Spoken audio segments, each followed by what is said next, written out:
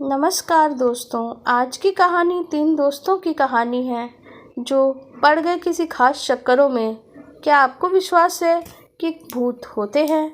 मनीष, कृष और नितेश तीनों दोस्त कॉलेज में पढ़ते, मौज मस्ती करते और दिल्ली के इस कॉलेज में पढ़ते जहाँ से उन्हें जाने का एक प्लान बनाया।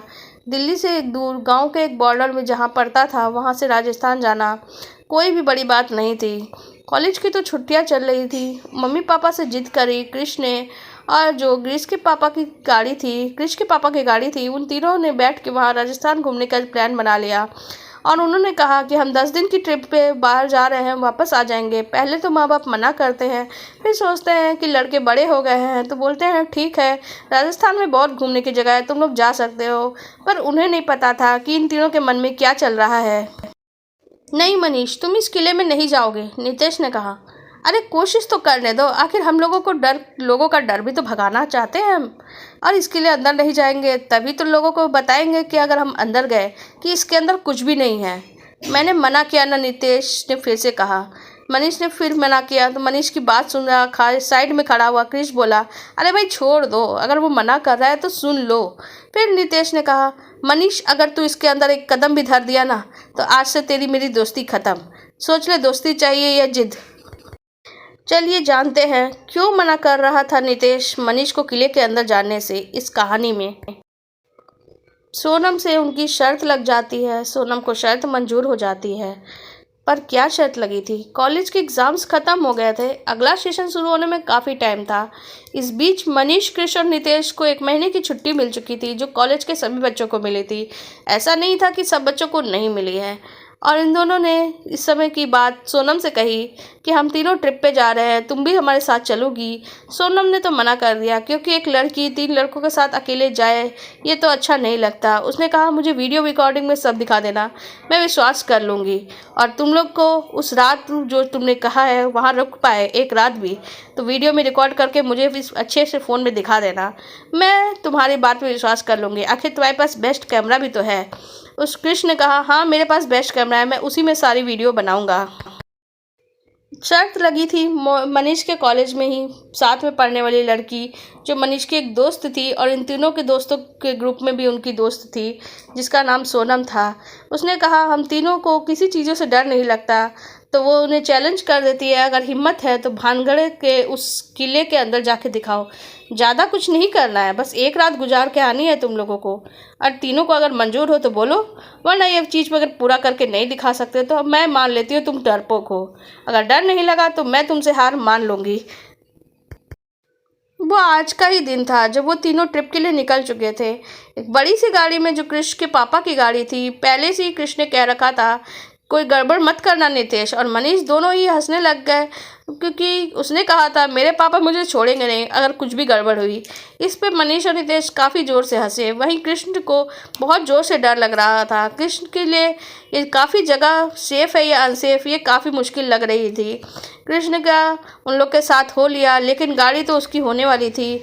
वहीं मनीष ने चैलेंज एक्सेप्ट किया था। वो लोग उस जगह पहुंच गए जहां भानगढ़ का वो भूतिया किला मौजूद था। और अंदर जाने वाली बात, दिन के समय तो कोई दिक्कत नहीं थी क्योंकि वहाँ टूरिस्ट प्लेस होने के चलते दिन के अंदर काफ़ी सारे टूरिस्ट उस किले के अंदर होते थे, पर रात बिल्कुल वो खाली हो जाती थी। रात में तीनों ने प्लान बनाया था कि हम तीनों ही किले के अंदर जाके छुप जाएंगे और जब सारे टूरिस्ट निकल जाएंगे हम तीनों ही वहाँ छुप के रुक जाएंगे। कृष्ण ने अपना कैमरा रेडी रखा हुआ था और तीनों ही मिलके अंदर रुकने का प्लान बना चुके थे। तभी सिक्योरिटी गार्ड उन्हें देख लेता है। सिक्योरिटी गार्ड से वो बातें करने लगते हैं। तभी कृष्ण कहता है, अरे भाई नितेश चलो चलते हैं। कृष आगे बढ़ जाता है, उसके पीछे मनीष और नितेश भी आगे आ जाते हैं। कृष को पता ही नहीं था कि आगे क्या होने वाला है। वो बहुत ज़्यादा डरने वाली स्थिति में था, पर उसके मन में एक विश्वास था। जो उसकी जेब की जो छोटी पॉकेट थी उसमें एक छोटी सी उसने फ़ोटो रख रखी थी। हालांकि नितेश और कृष का इस बात पे मनीष और नितेश मजाक भी उड़ाते थे कि तू हमेशा जेब के हर समय हनुमान जी की फ़ोटो लेकर चलता है, बड़ा ही डरपोक है तू। उसका मजाक उड़ाने के मूड में दिख रहा था आज, लेकिन वो अंदर बढ़ चुका था। मनीष से कहता है चल अपना कैमरा चालू कर दे। थोड़ी देर बाद उसने कैमरा चालू कर दिया। वहाँ बैठ के तीनों इंतजार करने लगते हैं। थोड़ी देर में उन्हें एक आदमी दिखता है, जहाँ मनीष उसे देख के डर जाता है और मनीष से बात करने के लिए आगे बढ़ता है। आदमी बोलता है, यहाँ तो अंदर आना मना है, रात का समय रुकना भी मना है, तुम तीनों यहाँ अंदर क्या कर रहे हो? तीनों से भागने के लिए कहने लगता है। वो तीनों दूसरी रूम की तरफ भाग जाते हैं। वो जाते जाते आदमी बोलता है, अच्छा ठीक है, अंदर जा ही रहे हो तो मेरे बेटे की संदीप की आत्मा को भी लेकर आना, वो इस कैमरे में ही कैद है। इस बात सुन के कृष्ण, नितेश और मनीष तीनों के पांव तले ज़मीन खिसक जाती है। पर मनीष जोर जोर से हंसता है और बोलता है, क्या मजाक है। वो तीनों उस कमरे के अंदर चले जाते हैं, जहाँ बहुत ही अंधेरा था और बहुत सर्द हो रहा था। कृष्ण ने अपना कैमरा ऑन रखा था। वो लोग आगे बढ़ते जाते हैं। किले के अंदर से जुड़े हुए बहुत से कमरे उन्हें दिख रहे थे, पर अंदर काफ़ी अंधेरा था। वो लोग आगे बढ़ते जा रहे थे। अब आगे उन्हें एक छोटा सा बोर्ड दिखता है, जिसमें लिखा था, इससे आगे मत जाना, अगर तुम जाओगे तो इसकी कीमत तुम खुद चुकाओगे। अगर हिम्मत है आगे चले जाओगे, तुम्हें पीछे नहीं पलटना और आगे बढ़ना है। अगर तुम आगे पीछे पलटे तो मुसीबत में फंस जाओगे। उन तीनों ने बोर्ड को पढ़ा। मनीष ने कहा, हमें इससे आगे जाना है, आखिर हमें सोनम को दिखाना है, ये जगह कोई भूतिया नहीं है। ये सुन के कृष्ण और नितेश भी थोड़ा सहमत हो जाते हैं और फिर वो तीनों ही आगे बढ़ना शुरू कर देते हैं।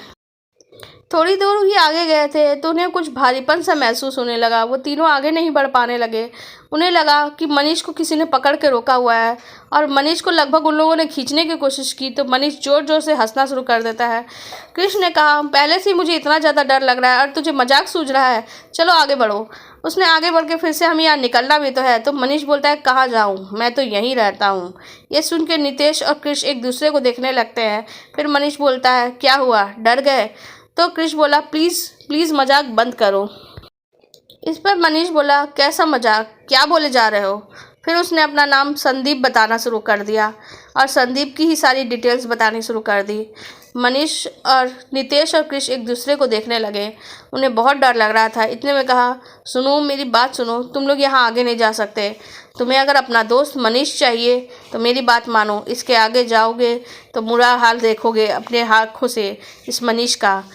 कृष्ण और नितेश बहुत बुरी तरह घबरा गए। एक बार जो मनीष सामने था वो मनीष नहीं था। उसने कहा, जो बाहर आदमी मिला था वो मेरा पिता है, उसे अंदर लेके आओ, तब मैं तुम्हारे मनीष को छोड़ दूंगा।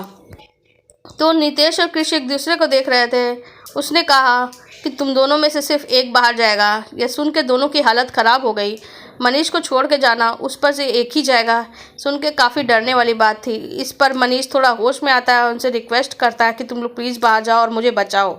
उधर से फिर संदीप में के रूप में वो आता है और बोलता है, मेरे पिता को बुला लो। इधर कृष्ण दौड़ता हुआ बाहर चला गया और वो बुरी तरह से डरा हुआ था। वो चिल्ला चिल्ला के लोगों को बुला लेना चाहता था और फिर से उसे वही आदमी दिखा। उस आदमी से वो बात करने लगा और कहा, चलो मेरा दोस्त अंदर फंस गया है, मनीष और मेरा दोस्त नितेश भी, प्लीज़ जल्दी चलो। वहाँ उसकी आवाज़ सुन के कुछ लोग वहाँ इकट्ठा हुए लोगों को देख के उसने आगे उनके हाथ जोड़ने लगा। मेरे दोनों दोस्त अंदर फंस गए हैं, वो अंदर बहुत ज़्यादा अंदर है। किसी संदीप की आत्मा ने मेरे मनीष को पजेस कर लिया है, मेरे दोस्त मनीष को, उसने उसे बंधक बना लिया, वो उसके शरीर पे हावी है। बातें सुन के एक दूसरे का चेहरा देखने लगे। तभी किसी ने कृष्ण को बहुत ज़ोर से झिंझोरा। उसने देखा पीछे पलट के तो उसका दोस्त वहाँ मनीष खड़ा था।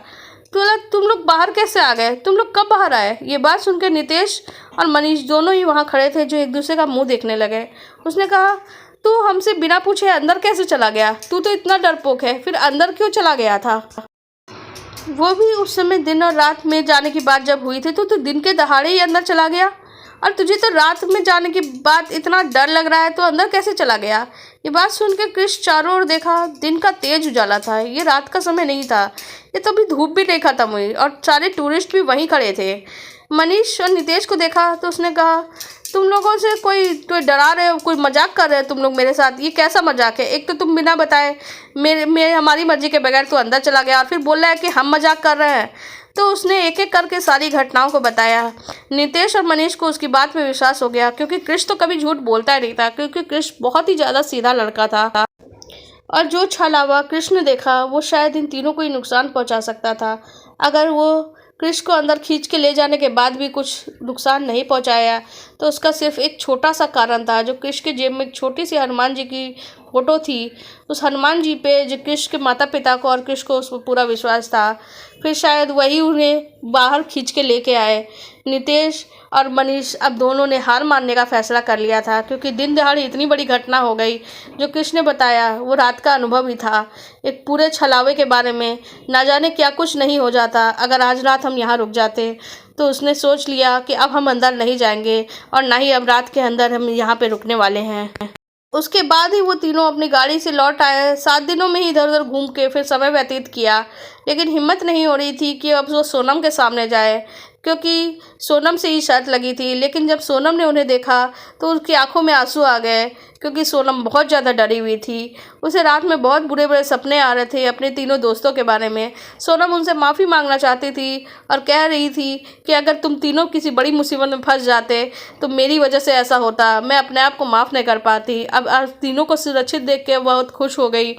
सोनम ने एक तो बहुत अच्छी दोस्त थी और सोनम को 1000 रुपया कृष्ण देते हुए कहता है, तो तुम तो शर्त जीत गई। फिर हम लोग तो डर गए, हमने रात वहाँ नहीं गुजारी। सोना कहती है, अरे कोई बात नहीं, ये रुपए तो मुझे नहीं चाहिए, तुम तीनों सुरक्षित हो, हम मेरे तीनों दोस्त सुरक्षित हैं, तो फिर ये सब कुछ ही है मेरे लिए। फिर ये ऐसा कुछ दोबारा मत करना, ना ही हम कोई शर्त लगाएंगे ऐसी। सोनम ने उस दिन की बात के बारे में बताया कि जब तीनों के पाँव तले ज़मीन खिसक गई, क्योंकि सोनम ने सपने में वो सब कुछ देखा था जो कृष्ण ने अपनी आंखों से देखा था। सोनम ने सारी बातें हूबहू वैसी ही बताई जैसी कृष्ण ने बताई थी, और ये सब कुछ छलावा था, धोखा था, या समय का कोई चक्र जिसे हनुमान जी ने तोड़ दिया और कृष्ण को और उसके दोस्तों को बचा लिया था। सोनम उन तीनों दोस्तों से कहती है, हमारी दोस्ती को हल्के में मत लेना, मैं तुम तीनों के लिए प्रार्थना कर रही थी, बस एक ही बात चाहती थी कि मजाक में भी हम तीनों का साथ एक दूसरे से ऐसा ना टूट जाए कि कुछ बुरा हो जाए, और ऐसा हम अब कभी नहीं करेंगे। ये चैलेंज बहुत ख़तरनाक हो सकता था, हम सबके लिए बहुत बुरा हो सकता था। उसके बाद वो तीनों हनुमान जी के मंदिर में चले जाते हैं। चारों ही दोस्त हनुमान जी के मंदिर जाते हैं, हनुमान जी को धन्यवाद करते हैं उन सब की जान बचाने के लिए, क्योंकि कहीं ना कहीं कोई साया जरूर था जो उनके साथ लग गया था और शायद उन्हें नुकसान पहुंचा देता। लेकिन किसी एक को भी नुकसान पहुंचाता तो उनके परिवार को दूसरे लोग मुंह भी नहीं दिखा सकते थे। लेकिन हनुमान जी का ही शुक्र था जो उन तीनों को कुछ नहीं हुआ, और आगे से कोई भी ऐसा खतरनाक चैलेंज एक्सेप्ट नहीं करेंगे, पर अपनी दोस्ती को बरकरार रखेंगे चाहे जो भी हो जाए। उन लोगों ने तय कर लिया। आपको हमारी ये कहानी कैसी लगी कमेंट सेक्शन में ज़रूर बताइएगा।